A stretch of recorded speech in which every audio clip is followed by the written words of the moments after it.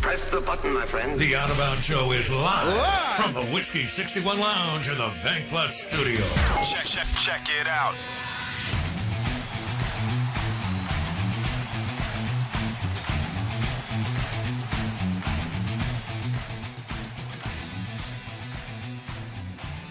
And good morning. Welcome in. Alabama with the win over Ole Miss in Oxford, 30-24, close game, and a fun game to watch and see how it all played out. I thought Ole Miss, man, marching down the field, were they going to win that bad boy 31-30? It didn't happen, and they were up, Blake, 17-7 at one point, and they passed on a field goal in the first quarter. There's been a lot of debate on that. We'll ask our next guest about that too, but we welcome in Brad Edwards on the Out of Bounds Show, ESPN 105.9 The Zone, brought to you by Farm Bureau Insurance. Bundle your car and home and save with your Farm Bureau Insurance agent. And Brad joins us on the Yuengling Lager guest line, 25 years at ESPN, and, of course, his book, Dynasty by the Numbers, and why Alabama now owns the greatest decade-plus run in college football history. But I'll kind of pivot on that. Brad Edwards, they're 8-2, Alabama Crimson Tide. They don't look dominant. It looks like Kirby has stole the recipe and is cooking better food with it than Nick Saban. What's your kind of takeaway on this Alabama Crimson Tide team this year? Yeah, there's no question, Bo, that Georgia right now is a level above Alabama. And look, if not for a 17-point win by Alabama over Georgia in the SEC championship game last year, you would think the gap is much bigger than it probably is. I mean, that's really the one thing, or I guess maybe the better way to say it is that the only reason we don't think the gap is huge is because of that one result. Not to mention Alabama did take a lead in the fourth quarter over Georgia in the national championship game. So when they've gone head to head, when Alabama has played Georgia, they've gotten up for those games and they've played at that level. But really the last two seasons, not just this year, but last year as well, outside of the games against Georgia, how many times has Alabama looked like a team that might be the best in the country? Not many. I mean, this is the second year in a row that they've played a bunch of close games. And I'm not making this about Ole Miss. There's nothing shameful in playing a close game against Ole Miss in Oxford. And neither is there anything shameful playing a close game against LSU and Baton Rouge or Tennessee and Knoxville. But Alabama teams of the past might have been challenged in one of those games, but the other two, they were going to go out there and they were going to win easily. And look, I think a friend of mine said it very well on Facebook after the LSU game a week ago, which is that Alabama looks like a top 15 team. And it's that simple. They look like a team that should be ranked somewhere around, number 10, number 12, that any given week, if they play very well, might be able to beat anyone in the country on that day. But at the same time, any given Saturday, they could go out there and get a game from an unranked team. That's how teams that are ranked in that range usually play throughout a season, and that's how Alabama's played throughout this season. I don't think there's been any point this year where Alabama, you looked at them for even three quarters of a game and said, you know what, that might be the best team in the country. Never, at any point this season. They're still good, obviously. They're just 2 plays away from being undefeated. But even if they were undefeated, I think we could still look at them and say something's missing. This isn't the dominant team that we're used to seeing out there wearing those uniforms, even in some of the years where they lost a game. Okay, the other team played really well or Alabama made a lot of mistakes, whatever. They get beat one time. Then you see them flip a switch, and from that point on, it's a different Alabama. You just haven't gotten that this year, and you didn't get it last year either. Brad Edwards on the Out of Bounds Show in the Yuengling Lager guest line. So, Brad, what you just described and framed up, you started in college football in the mid-'90s. This is what teams looked like before Saban's dominant run, right? Well, yeah. I mean, look, if you go back prior, and I'm just trying to think. I mean, maybe 10 plus years ago, maybe it wasn't even 10 years ago. We've had this recent run where if it wasn't Alabama or Georgia or Clemson, there have been some teams in the last 8 years or so that were just absolutely dominant. And there's been a group of them, where it looks like 2 or 3 teams are just a level above everybody else in the sport. But that hasn't always been the case. There have been, plenty of seasons in our lifetimes where even the best team in the country, and the team that ends up winning it, got pushed many times during the season.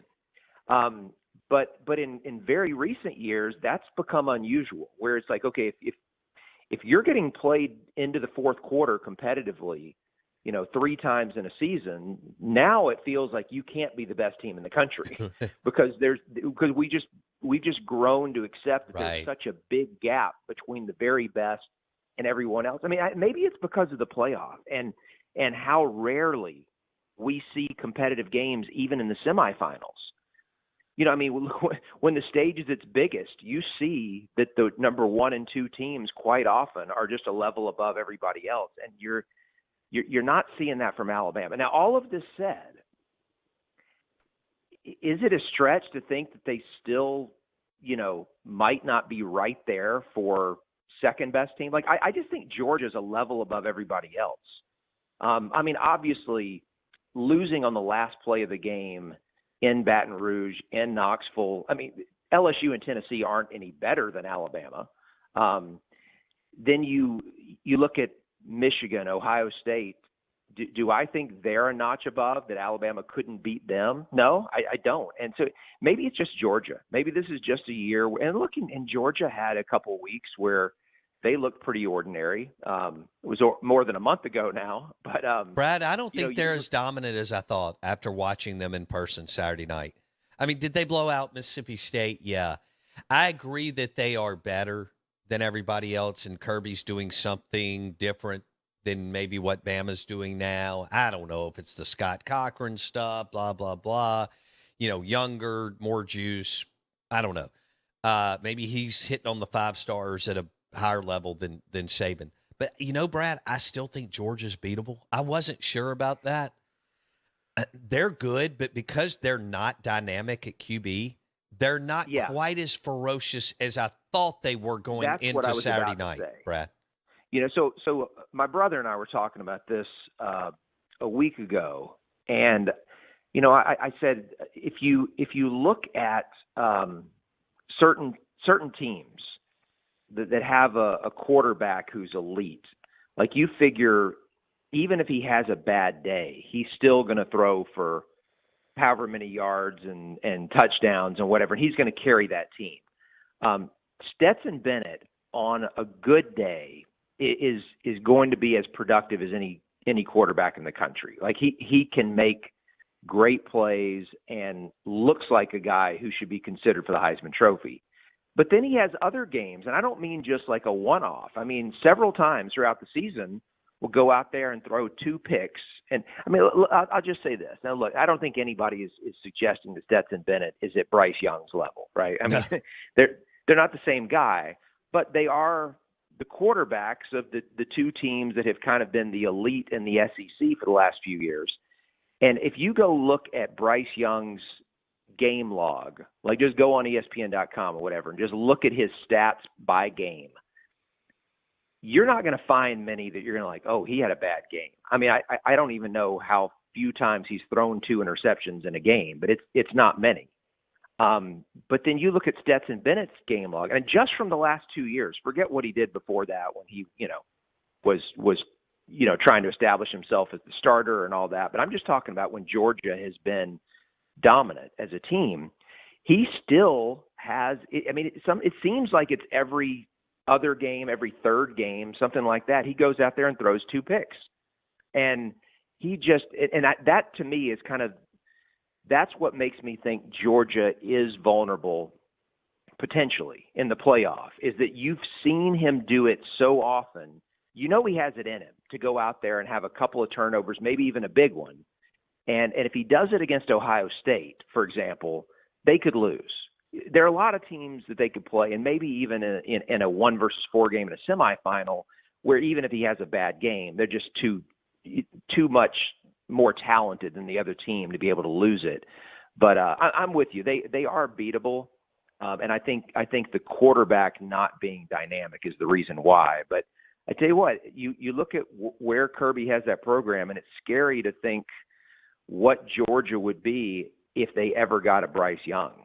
Yes. If they ever had a Tua, and that type of thing. And by the way, we used to say that about Alabama. Even we did. Yeah, when they were running out Jake Coker and Blake Sims. Back when they were running out, Blake Sims, Jake Coker, and they were still winning national championships. We're thinking if Alabama ever had a first or second round talent at quarterback, can you imagine how good they might be? Yeah. Now, fortunately for the rest of college football, when they finally got those guys, their defense started to drop off a little bit. Did. And so you still had teams beat them every now and then. But yeah, I mean, it's scary to think what Georgia might be if they had a real first round talent at quarterback. If Georgia had Bryce Young, even Matt Corral, and like you said, Jalen Hurts. I mean, we could go on and on. Yeah. That's a great point. Brad Edwards, Bama Insider on the Yuengling Lager guest line. Look, I give Ole Miss credit for the way they played. Bama's different coming off one loss than two losses, Brad, because let's just be honest. This program doesn't get excited about playing in Orlando or Tampa or whatever during Christmas holidays. Where are you on that? Well, so I was pleasantly surprised by Alabama's performance on Saturday in that I thought there was a good chance going in that it could end up being the worst loss of the Saban era. I thought there was a chance Alabama could go out there not caring at all because all of their – Ole Miss was still playing for the SEC West and obviously still playing for a spot in a New Year's Six bowl game even if they didn't make it to the SEC championship game. Whereas Alabama doesn't care about a New Year's Six bowl game. Like their season was over. And I thought, okay, and by the way the game started with Ole Miss marching right down the field, I'm like, here we go. Mm-hmm. I'm thinking this one's going to be – it's like the Alabama-Tennessee game all over where it's going to be 21-0 in the first quarter. The difference is that Alabama's not going to get it together and come back because they don't care. And so, that ended up not being the case, that, Alabama did just, made enough plays to hang in there and make a game of it and be able to pull away in the second half. I mean, to tell you the truth, I was a little disappointed in Ole Miss's offense in the game because I thought they would torch Alabama's defense. I'm just saying that based on what I saw Tennessee do to them, what I have seen other teams with good offenses do to them.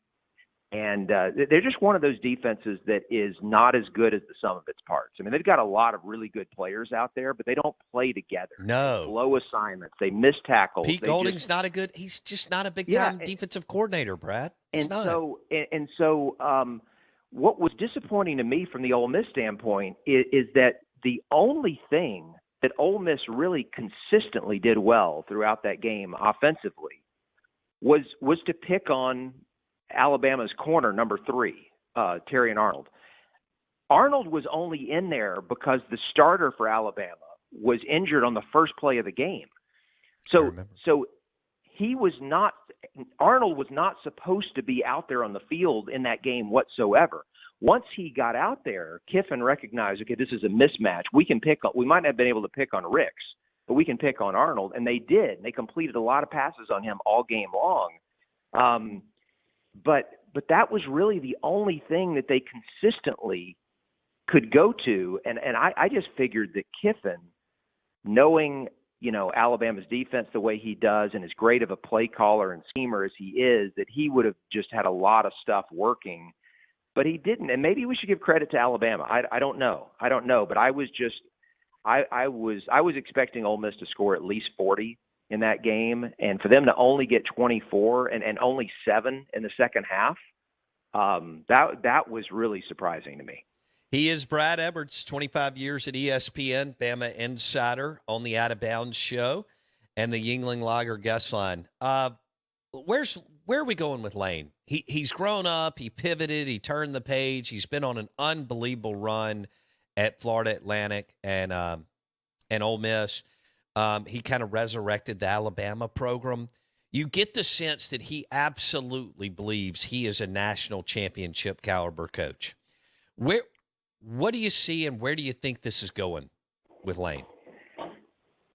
Yeah, look, I mean, if not for what happened earlier in his career, it would almost be a foregone conclusion that he's out of Oxford, and if not at the end of this year, at least in another year or so, just because of what he's been able to do and how quickly he's done it.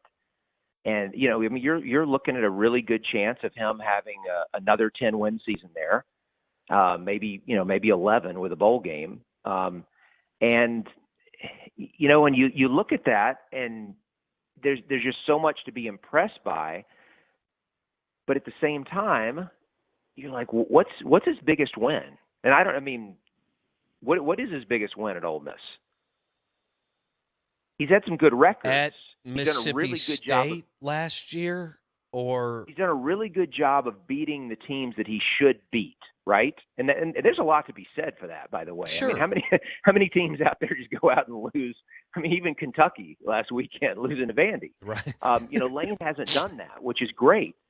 And by the way, that's last year at MSU, but I mean, neither one of those teams were anything special, Brad. Yeah, and I think that's kind of where it is right now with Ole Miss, which is okay.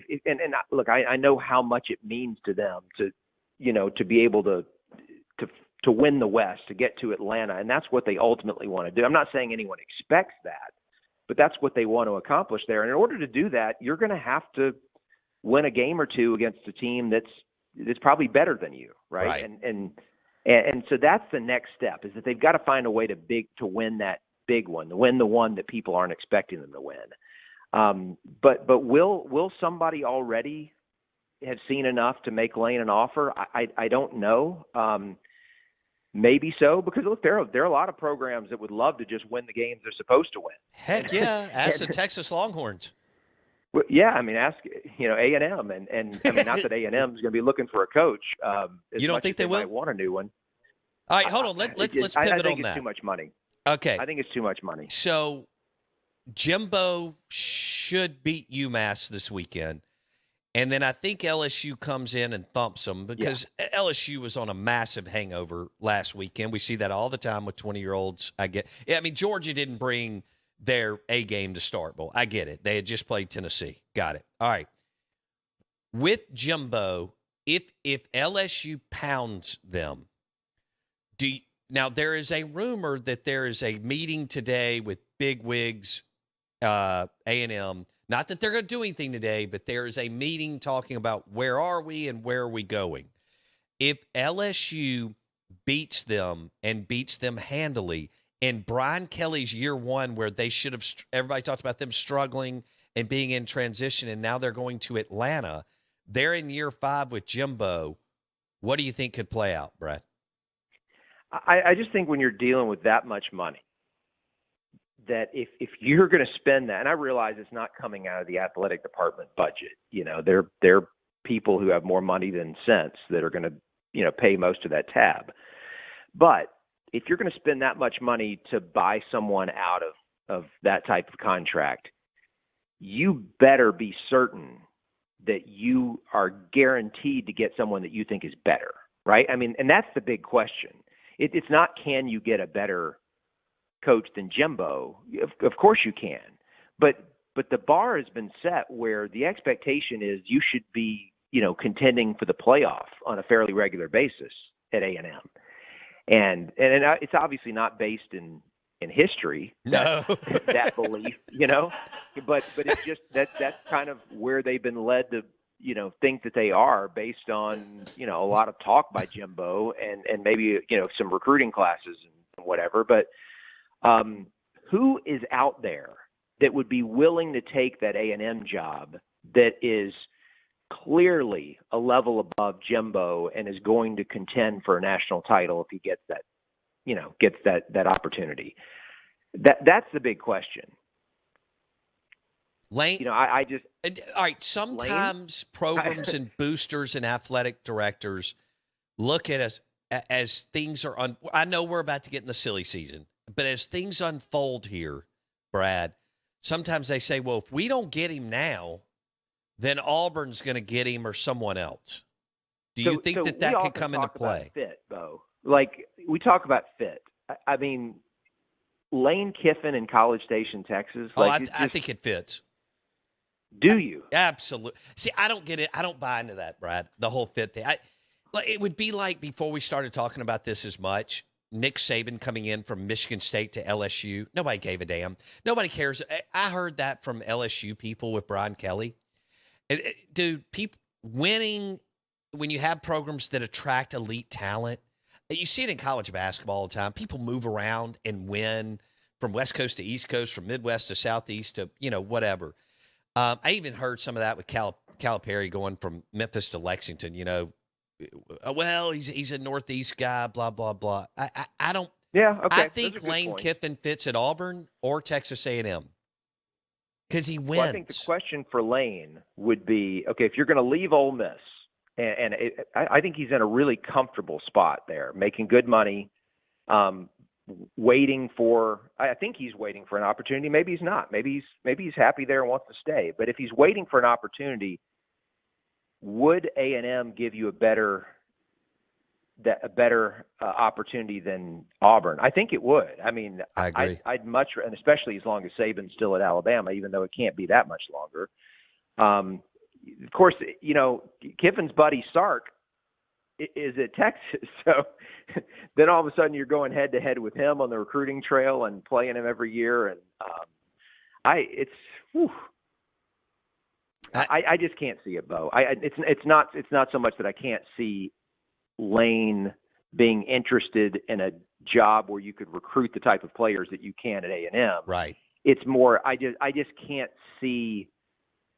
I can't see A&M boosters thinking that Lane, and just because of what we just said, what's the biggest win that he's had? What's his biggest win as a head coach? At MSU or at Tennessee last year? No, and not just at Ole Miss, but like anywhere. What is his biggest win as a head coach? Southern, yeah. See, I can't even remember. USC, whatever. And it's just what has he done as far as an elite win that would lead you to believe here's a guy who is going to win the SEC West and get to the playoff? That's a good question. Ole Miss fans like the way you framed that up there. Okay. Brad Edwards. I'd love to see him stay in Oxford. But he wants to win a national title. I get it. I don't. If you're going to bowl, I don't think this window is the time to do it. So. I think you could be right there, though. All right. Brad Edwards on the Yuengling Lager guest line. Thanks, buddy. We'll talk soon. All right. Take care. Brad Edwards, 25 years ESPN Bama insider on the Yuengling Lager guest line. Don't forget that Burgers, Blues, and Barbecue B3 now has Yuengling to go along with that amazing cheeseburger that you want for lunch or dinner. Yuengling at B3 in Madison and Brandon. Back in a second.